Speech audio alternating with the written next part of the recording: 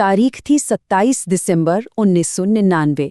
दोपहर के करीब 3 बज रहे थे। जगह कंधार, अफगानिस्तान, यानी तालिबान का गढ़। उस वक्त दुनिया की शायद सबसे खतरनाक जमीनों में से एक। रनवे पर भारत सरकार का एक छोटा सा प्लेन उतरता है। उसका दरवाजा खुलता है और उसमें से सिर्फ एक शख्स नीचे कदम रखता है। साधारण से कपड़े, कोई सुरक्षा गार्ड नहीं, और चारों तरफ तालिबान के लड़ाके। इस अकेले शख्स का नाम था अजीत डोभाल, उस वक्त भारत के इंटेलिजेंस ब्यूरो के स्पेशल डायरेक्टर। वो उस जमीन पर बिल्कुल अकेले खड़े थे जहां भारत का कोई दोस्त नहीं था। और उनका मिशन सिर्फ एक था, हाईजैक हो चुके प्लेन में फंसे 176 लोगों को जिंदा वापस लाना। तो अब सवाल ये उठता है कि ये नौबत आई कैसे? देखिए, ये कहानी यहाँ कंधार से शुरू नहीं होती। इसकी शुरुआत होती है 3 दिन पहले। चलिए समय में थोड़ा पीछे चलते हैं। 24 दिसंबर की उस शाम को, जब इस पूरे संकट की नींव रखी गई।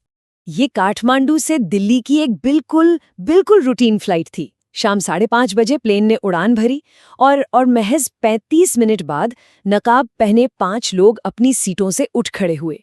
उनके हाथों में चाकुओं और ग्रेनेड थे। प्लेन में एक नौजवान था, रूपन कटियाल, अपने हनीमून से लौट रहा था। उसने जब विरोध करने की कोशिश की तो उसे बेरहमी से मार दिया गया। अब पूरे केबिन में खौफ का माहौल था। 176 लोग अब ये जान चुके थे कि ये फ्लाइट दिल्ली नहीं जा रही। प्लेन फिर अमृतसर में उतरा, जहां उसे रोका जा सकता था। ये एक सुनहरा मौका था, लेकिन सरकार के अंदर कन्फ्यूजन और कोऑर्डिनेशन की कमी की वजह से कोई साफ आदेश नहीं आ पाया और वो प्लेन भारत की जमीन से ही उड़ गया। एक बहुत बड़ी चूक। लाहौर और दुबई में भटकने के बाद आखिरकार 27 दिसंबर को वो प्लेन कंधार में उतरा, यानी तालिबान के कब्जे वाले अफगानिस्तान में।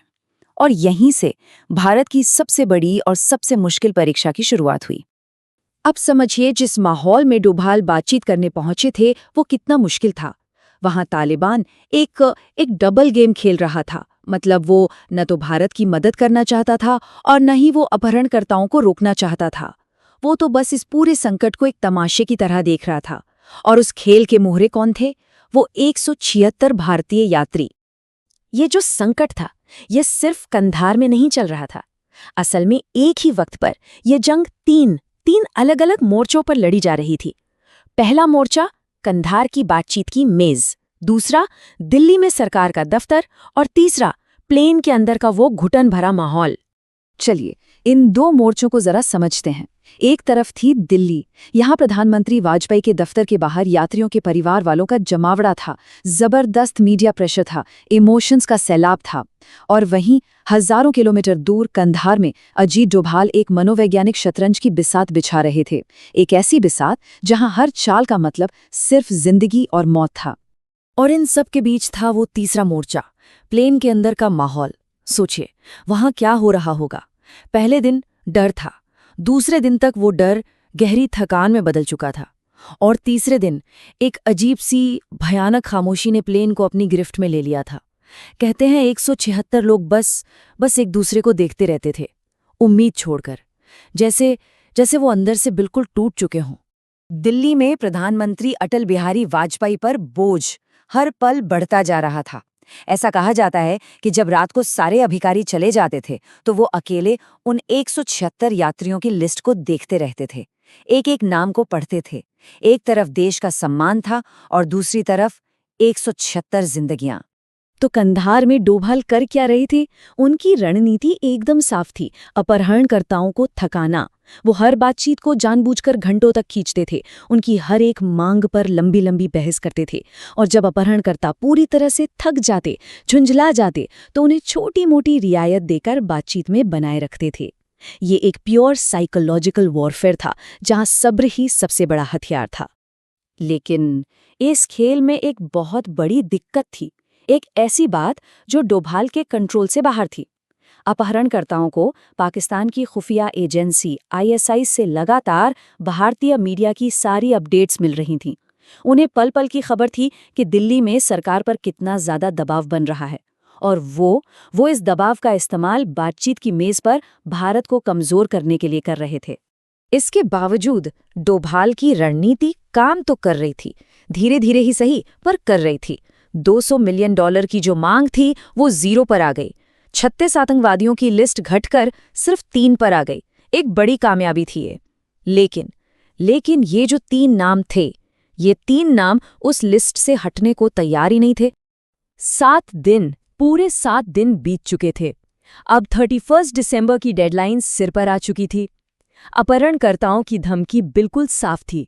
अगर उनकी मांगें नहीं मानी गईं, तो वो एक-एक करके यात्रियों को मारना शुरू कर देंगे। अब फैसला लेने वालों के कंधों पर 176 जिंदगियों का भारी बोझ था। सोचिए जरा, पूरा देश टीवी के सामने सांस रोके बैठा था। हर ब्रेकिंग न्यूज पर दिल दहल जाता था। और आखिर में ये 3 नाम बचे थे। मसूद अजहर, जो बाद में जैश-ए-मोहम्मद का सरगना बना, उमर शेख, एक खूंखार आतंकवादी, और मुश्ताक सरगर। कैबिनेट की मीटिंग में बैठे हर शख्स को ये बात अच्छी तरह पता थी कि इन्हें छोड़ना मतलब भविष्य के लिए बहुत बड़ा खतरा मोल लेना है। 31 दिसंबर 1999 की रात प्रधानमंत्री वाजपेयी ने अपनी कैबिनेट को संबोधित किया। बताते हैं कि कमरे में एक लंबी खामोशी छाई हुई थी और उस खामोशी को तोड़ते हुए उन्होंने भारी मन से कहा, हमारे पास कोई और रास्ता नहीं है। और फैसला हो गया। 176 लोगों की जान बचाने के लिए वो 3 खतरनाक आतंकवादी रिहा किए जाएंगे। उस रात जो फैसला लिया गया वो सही था या गलत, इस पर आज भी बहस होती है। लेकिन एक बात तय है, उस फैसले की कीमत भारत ने अगले 20 सालों तक चुकाई और उसके जो नतीजे निकले वो बेहद भयानक थे। देखिए, मसूद अजहर के आज़ाद होने के कुछ ही महीनों के अंदर पाकिस्तान में जैश-ए-मोहम्मद नाम का आतंकी संगठन बना और फिर हमलों का एक ऐसा सिलसिला शुरू हुआ जो रुका ही नहीं। दिसंबर 2001 में भारतीय संसद पर हमला, 2016 में उरी हमला और 2019 का वो भयानक पुलवामा हमला जिसमें हमारे 40 जवान शहीद हुए। 1 जनवरी 2000 जब वो 176 यात्री प्लेन से नीचे उतरे तो वो बुरी तरह थके हुए थे, टूटे हुए थे। कहते हैं कि किसी अधिकारी ने उनसे जय हिंद का नारा लगाने को कहा, लेकिन किसी ने कोई जवाब नहीं दिया। वो खामोशी सिर्फ डर की नहीं थी, वो उस थकान की खामोशी थी जो तब आती है जब कोई इंसान 7 दिनों तक मौत के साए में जीने के बाद वापस लौटता है। इस पूरी घटना पर सालों बाद अजीत डोभाल ने खुद ये बात कही थी। उन्होंने कहा, एक शक्तिशाली राष्ट्र को जो करना चाहिए था हम वो नहीं कर पाए। हमें उस एयरक्राफ्ट को देश से बाहर जाने ही नहीं देना चाहिए था। और एक नागरिक के तौर पर मुझे इसका हमेशा मलाल रहेगा। और ये सवाल आज भी हवा में तैरता है। जरा सोचिए, अगर वो प्लेन अमृतसर में ही रोक लिया जाता तो मसूद अजहर कभी आज़ाद नहीं होता। तो क्या संसद पर हमला और पुलवामा जैसी घटनाएं कभी होती? एक फैसला, एक रात और इतिहास शायद कुछ और होता। आज भी ऐसे कितने ही फैसले बंद कमरों में लिए जाते हैं जिनकी कीमत पूरे देश को चुकानी पड़ती है।